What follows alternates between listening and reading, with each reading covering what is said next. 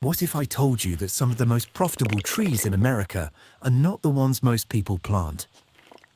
While many people focus on fast-growing crops or short-term side hustles, some trees quietly produce nuts, syrup, berries, specialty wood, and other valuable products for decades. Trees like black walnut and chestnut may provide long-term income while also increasing the value of the land around them. These are not overnight profit ideas. They are slow-growing assets that can support food security, self-reliance, and steady value over time. In this video, we are looking at 7 forgotten trees that may produce useful products year after year with far less work than most gardens or crops. Some are great for backyards, while others fit larger properties and farms. Let's start with one of the most valuable trees you can plant. First, black walnut. Black walnut, sometimes called the old farmer's goldmine, is one of the most valuable multi-purpose trees you can grow in North America. Most people walk right past a black walnut tree without realizing what they are looking at. They see a rough-looking tree that drops hard green balls all over the yard.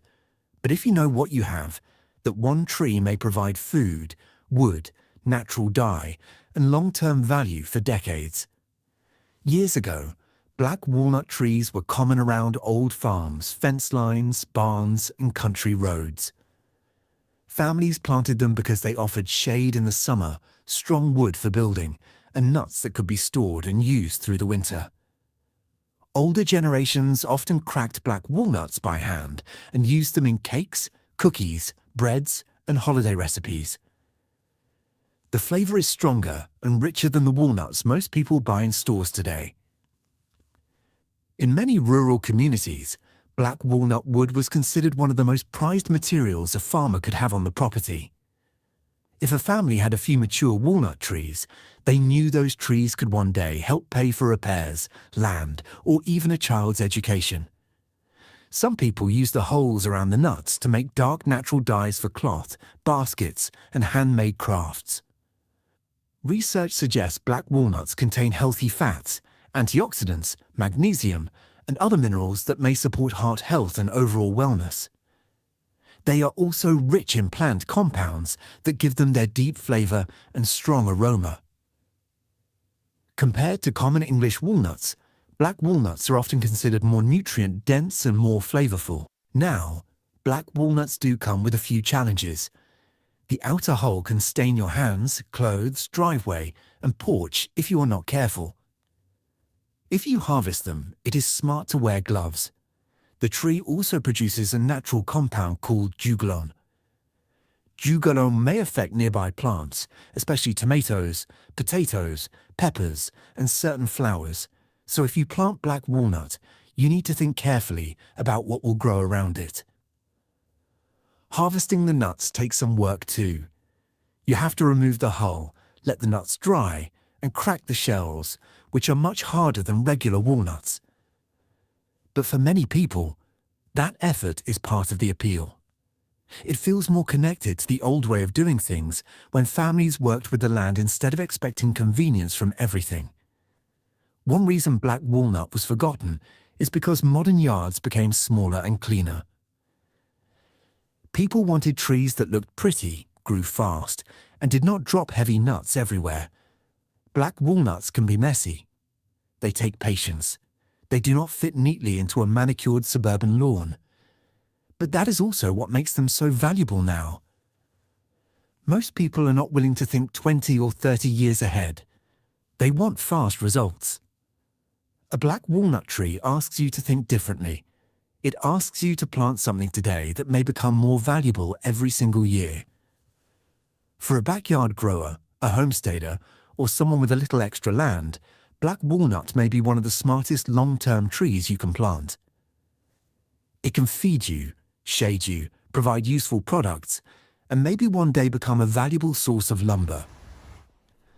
A black walnut tree is like a savings account rooted in the ground. Second is chestnut. Chestnut trees, sometimes called the old bread tree of America, were once one of the most important trees in the eastern United States. There was a time when chestnut forests covered millions of acres from Maine down through the Appalachian Mountains. These trees were not just beautiful to look at. They were useful in almost every way. They provided food for people, feed for livestock, durable wood for building, and a dependable harvest year after year. Older generations often called chestnuts the bread tree because families relied on them the same way we rely on wheat, corn, or rice today. The nuts could be roasted, dried, ground into flour, or added to soups and stuffing. Farmers also fed chestnuts to pigs, chickens, and cattle because they were rich, filling, and easy to store. In some areas, entire communities depended on chestnut harvests each fall. The wood from chestnut trees was valuable too. It was naturally resistant to rot, which made it useful for fence posts, barns, furniture, and homes. Even today, reclaimed chestnut wood is highly prized because it is hard to find and has a warm, rustic look people love. Then everything changed. In the early 1900s, a disease called chestnut blight swept across the country. Within a few decades, billions of American chestnut trees were wiped out. Entire forests disappeared. Families who once depended on chestnuts stopped planting them because they believed the tree was gone forever. For a long time, chestnuts became something people only heard about in old stories. Many younger Americans have never even tasted one. But in recent years, that has started to change. Growers have developed newer chestnut varieties that are more resistant to blight. While they may not be exactly the same as the original American chestnut, they can still produce nuts, wood, and long-term value. Studies indicate chestnuts are rich in fiber, potassium, manganese, vitamin C, and complex carbohydrates. Unlike many other nuts, chestnuts are lower in fat and have more of a starchy texture. That makes them useful for flour, baking, soups, stuffing, and even gluten-free recipes. As more people look for alternatives to wheat and processed foods, chestnut flour and chestnut-based products are becoming more popular. There is also growing demand for chestnuts at farmers' markets, specialty food stores, and local food co-ops. Because chestnuts are not as common as almonds, pecans, or peanuts, they often stand out. People are willing to pay more for something unusual, especially when it connects to local farming, old traditions, and self-reliance. If you decide to grow chestnuts, it is important to choose blight-resistant varieties that are suited for your climate.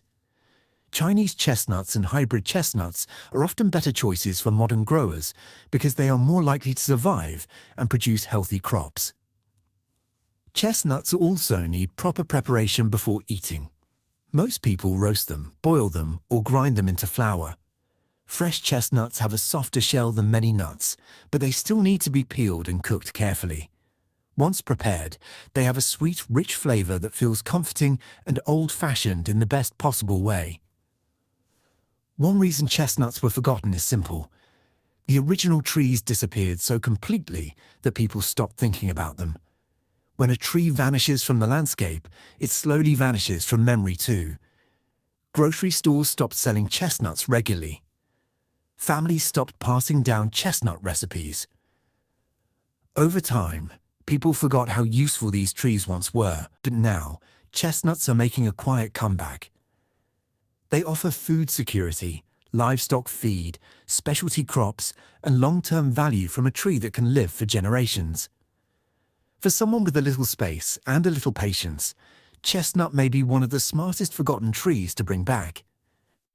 Chestnut trees are like an old family recipe people forgot was valuable. Third is pawpaw, sometimes called America's forgotten tropical fruit, is one of the strangest and most overlooked trees you can grow.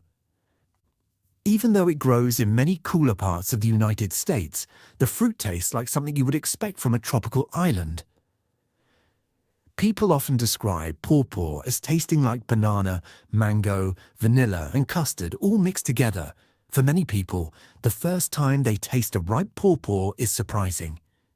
It does not taste like a normal apple, peach, or pear.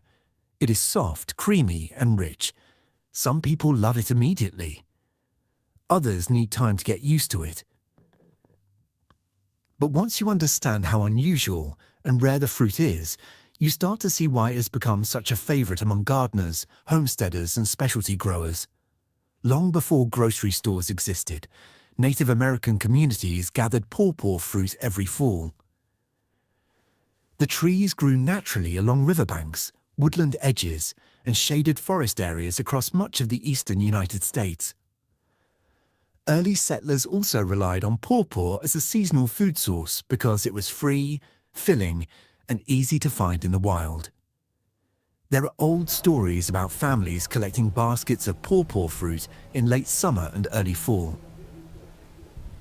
In some areas, the fruit was mashed, dried, or turned into simple desserts. Even famous American explorers were familiar with pawpaw. During difficult travel seasons, the fruit sometimes helped provide food when supplies ran low. Research suggests pawpaw contains vitamin C, magnesium, potassium, fiber, and antioxidants. The fruit is naturally rich and filling, which is one reason it was valued by earlier generations. It may support general wellness, hydration, and energy because of its natural sugars and nutrient content. Pawpaw is also becoming more popular because people are looking for unusual local foods they cannot find in a regular supermarket. Farmers markets, local food stores, and specialty fruit growers often charge premium prices for fresh pawpaw because it feels rare and different. In a world where most produce is shipped thousands of miles and looks exactly the same, pawpaw stands out. One of the biggest reasons pawpaw was forgotten is also one of the reasons it may become valuable again. The fruit is extremely delicate. Once it ripens, it spoils quickly. It bruises easily, does not travel well, and can become too soft within a few days. That is why you almost never see pawpaw in a normal grocery store. Commercial agriculture usually prefers fruits that can sit on a truck, in a warehouse, and on a store shelf for weeks. Pawpaw cannot do that. It has a very short window where it is perfect. But for local growers, that weakness may actually become an advantage. If you can sell pawpaw close to where it is grown, you may have something people cannot easily buy anywhere else. Growing pawpaw trees is usually not difficult if you have the right conditions. They prefer some shade when young and more sunlight as they mature. They also like moist soil and often do well near streams, low spots, or wooded edges.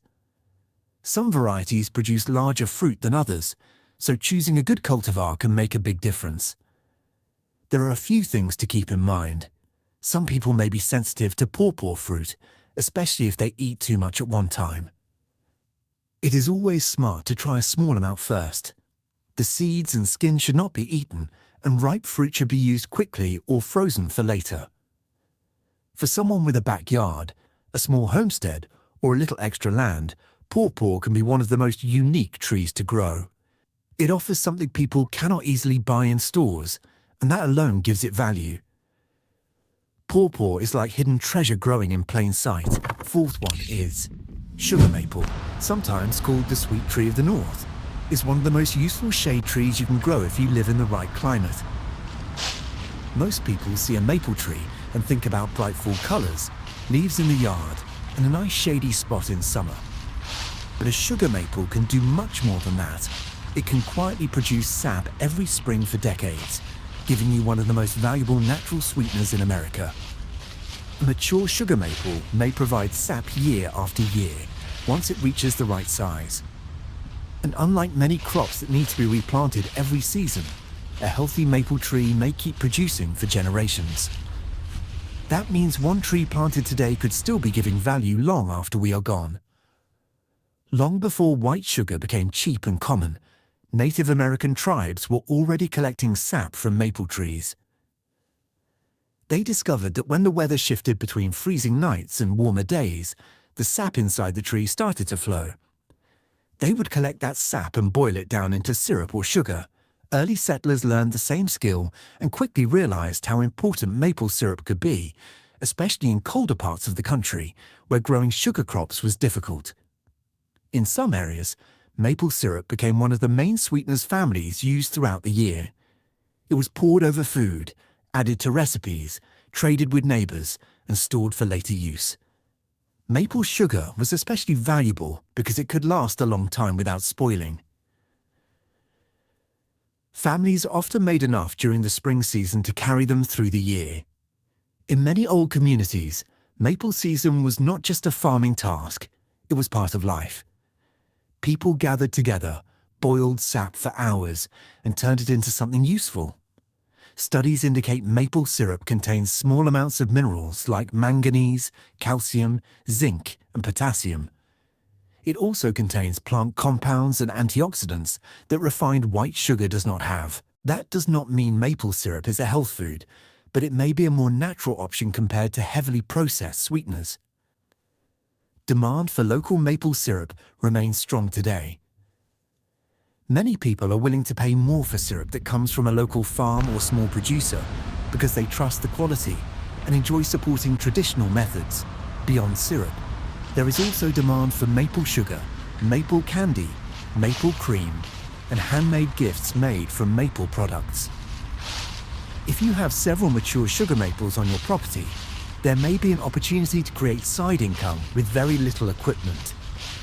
Even a small backyard operation can produce enough syrup for personal use, gifts, or local sales. There are a few important things to know before tapping a tree. Tapping must be done correctly so the tree stays healthy. A tree should be large enough before it is tapped, and you should only drill a small hole in the proper location. Too many taps or poor placement can stress the tree over time. Sap collection works best in colder climates where late winter and early spring bring freezing nights and warmer days. That temperature swing is what gets the sap moving. If you live in a warmer part of the country, sugar maple may not produce as well. One reason sugar maple is often overlooked is because people think of it only as a landscaping tree. They plant it for shade, beauty, or fall color. But they never stop to think that the same tree may also produce gallons of sap every year. We have become so used to buying sugar in a bag that we forget there was once a time when families looked at trees as part of the pantry. They saw value where we often only see decoration. For people who want a tree that offers beauty, shade, long-term value, and a useful harvest, sugar maple is hard to beat. It asks for patience, but it gives back year after year. A sugar maple is like a quiet machine that turns spring sunlight into income. So far, which tree has surprised you the most? Was it the black walnut, the chestnut, the pawpaw, or the sugar maple? Let me know down in the comments which one you would actually plant on your own land.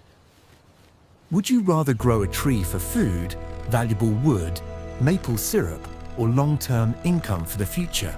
These kinds of forgotten trees are becoming more important as more people look for ways to be a little more self-reliant and a little less dependent on the system around them. And if you enjoy learning about useful plants, old world skills, and practical preparedness ideas, make sure you subscribe because we still have 3 more forgotten trees to cover. Fifth is elderberry, sometimes called the old country wellness tree, is one of the most useful plants you can grow if you are interested in natural living and home remedies. Depending on how it is grown, elderberry may look like a large shrub or a small tree. It grows quickly, produces clusters of dark berries, and has become much more popular in recent years as people look for traditional ways to support seasonal wellness. Most people know elderberry because of the syrup sold in stores during cold and flu season. But elderberry can be used in many other ways too.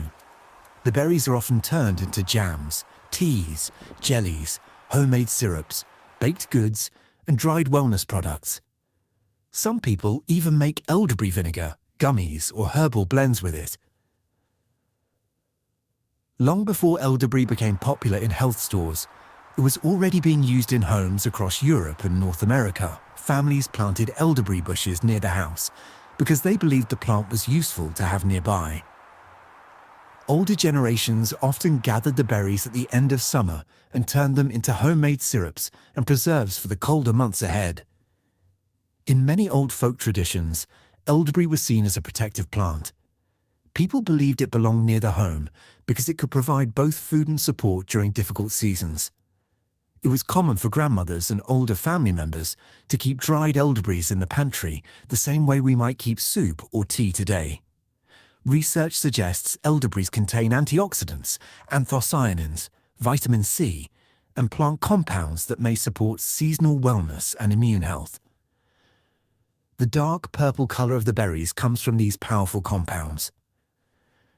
Studies suggest elderberries may support the body during times of stress, especially during colder months when people are spending more time indoors. The growing interest in elderberry has created new demand for homemade products, dried berries, syrups, teas, and natural wellness items. Many people are willing to pay a premium for elderberry products, especially if they are locally grown or made in small batches. Farmers markets, homesteads, herbal shops, and online stores often sell elderberry syrup for surprisingly high prices. One of the reasons elderberry is attractive to growers is because it does not usually take years and years to start producing. Compared to larger fruit trees, elderberry can establish itself fairly quickly. It also tends to grow well in many parts of the United States and does not require the same level of care as some other specialty crops. There are some important safety notes with elderberry. The berries are usually cooked before use because raw elderberries, especially when eaten in large amounts, may upset the stomach. The leaves, stems, and seeds should also not be consumed in large amounts because they contain compounds that are not meant to be eaten raw. A simple way to use elderberries is to simmer cooked berries with water, cinnamon, ginger, and honey to make a homemade syrup. Some people dry the berries for tea or freeze them for later use. If you are pregnant, nursing, or taking medication, it is always smart to check with your healthcare provider before using elderberry products regularly. One reason elderberry was forgotten for so long is because it became associated with old-fashioned country living. For a while, people looked at elderberry syrup as something only grandparents kept around. Modern stores replaced homemade remedies with packaged products, and many families stopped growing their own elderberry bushes. But now elderberry is making a comeback because people are starting to trust older wisdom again. They are realizing that useful plants do not need to be complicated or expensive. Sometimes the best things are the ones our grandparents already knew. For someone with a backyard, a homestead, or even a small corner of land, elderberry can be one of the easiest and most useful plants to grow. It offers beauty, berries, and products that people genuinely want.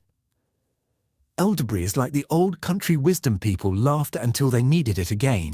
Sixth one is mulberry, sometimes called the backyard berry tree, is one of the easiest fruit trees you can grow if you want a large harvest without a lot of work. A mature mulberry tree can produce an incredible amount of fruit every year, often with very little maintenance once it is established.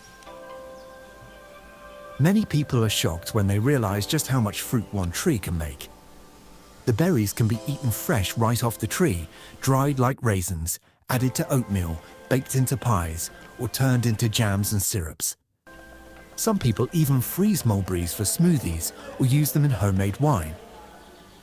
They have a sweet flavor that is often compared to blackberries with a little bit of honey mixed in. Years ago, mulberry trees were common around farms, old houses, and homesteads because they were dependable and useful. Families planted them because they knew the trees would come back every year with very little effort. Children would climb the branches and eat the berries by the handful. Chickens, pigs, and other animals also loved fallen mulberries, which made the tree useful for both people and livestock. Mulberry trees were also connected to silk production. Silkworms feed on mulberry leaves, and at one time people believed mulberries could become an important crop for silk farming in America. While that never became widespread, the connection between mulberries and silk is one reason these trees were planted so heavily in the past. Even today, there are forgotten mulberry trees growing near old barns, abandoned fence lines, and rural roads. Some of these trees have been producing fruit every year for decades without anyone paying much attention to them. They are one of those rare trees that can survive neglect and still keep giving. Studies indicate mulberries contain antioxidants, vitamin C, iron, fiber, and plant compounds linked to healthy aging. The dark purple color of many mulberries comes from anthocyanins, the same natural compounds found in blueberries and blackberries. Research suggests these compounds may support heart health, general wellness, and healthy inflammation levels. Mulberries are also becoming more popular in specialty health foods. Dried mulberries are often sold as a snack because they are naturally sweet and contain fiber. Some people use mulberry powder in smoothies, while others look for mulberry jam, tea, or wellness products. Because mulberries are not as common in stores, they often feel more unique and valuable. One of the biggest advantages of mulberry is how easy it can be to grow. The trees are often hardy, fast-growing, and able to handle different soil types. Once established, they usually need very little care. They can be a good option for someone who wants fruit without the constant work that comes with more delicate trees. There are a few things to keep in mind though. Ripe mulberries stain easily. If they fall on your driveway, porch, or clothes, they can leave dark marks behind. Birds also love mulberries, and a heavily loaded tree can attract all kinds of wildlife. For some people, that is part of the charm. For others, it can feel messy. That messiness is one reason mulberry became less popular over time. People wanted cleaner yards and fruit that looked perfect in grocery stores. Mulberries do not fit well into that system because they spoil quickly after they are picked. They bruise easily and do not travel long distances very well. But just like pawpaw, that short shelf life may actually create opportunity. Since mulberries are hard to ship and rarely found in stores, local growers can offer something special. Fresh mulberries at a farmer's market often stand out because most people do not see them very often. For a backyard grower, a small farm, or a homestead, mulberry may be one of the easiest fruit trees to plant. It asks for very little, but it gives a lot back. Mulberry trees are like old fruit factories hiding in forgotten corners. Last is hazelnut, sometimes called the little orchard tree, is one of the best options for people who want to grow nuts without needing a huge amount of land.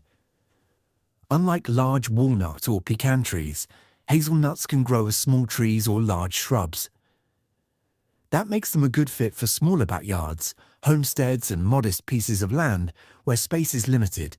Many people know hazelnuts from coffee creamers, chocolate spreads, baked goods, and snack mixes. But hazelnuts can also be used for oils, flour, nut butter, granola, desserts, and specialty foods. Because they are rich, flavorful, and easy to store, they have become one of the most useful nuts in the food world. Long before hazelnuts were sold in fancy packages, indigenous communities and early settlers gathered them from wild stands growing along woodland edges and open areas. Hazelnuts were valued because they were dependable, filling, and easy to carry. Families could gather them in the fall and store them for months. In some areas, wild hazelnuts were one of the first foods people looked for as the weather started to cool. The nuts were often eaten fresh, roasted over a fire, or ground into simple meals. Since hazelnuts are smaller than walnuts or chestnuts, people could gather a large amount in a short time. Research suggests hazelnuts contain healthy fats, vitamin E, magnesium, protein, and fiber. They are often considered one of the more nutrient-dense nuts because they provide both energy and important minerals.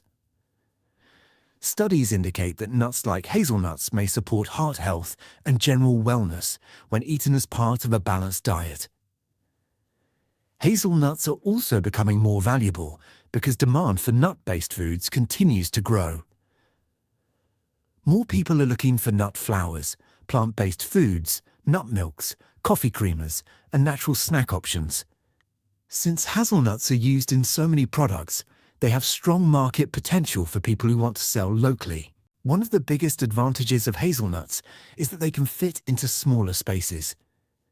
You do not need a giant orchard or acres of land to grow them. A few hazelnut shrubs along a fence line or in the corner of a yard may eventually produce enough nuts for personal use or small local sales. Hazelnuts can also be useful as part of a privacy hedge or windbreak. Since they grow more like a large shrub than a tall tree, they can create a natural border while still producing food.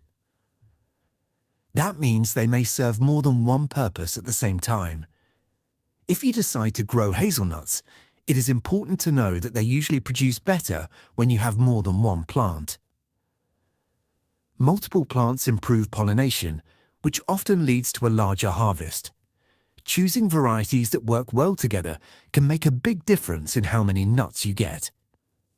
One reason hazelnuts are often forgotten is because many people assume all nut trees need huge orchards, expensive equipment, and years of waiting. They picture giant pecan groves or walnut farms and assume nuts are only for people with large properties. But hazelnuts challenge that idea. They show that even a small amount of land can become productive. A modest backyard or a simple piece of rural property may be enough to grow something valuable and useful. Hazelnuts may not look dramatic at first. They are not towering trees with massive trunks, but they quietly produce year after year, often without asking for much in return. For someone who wants a practical tree that fits smaller spaces, hazelnut may be one of the smartest choices. Hazelnuts are like small land turning into a long-term pantry and paycheck. These trees are not fast money ideas. They reward patience, planning, and people willing to think years ahead.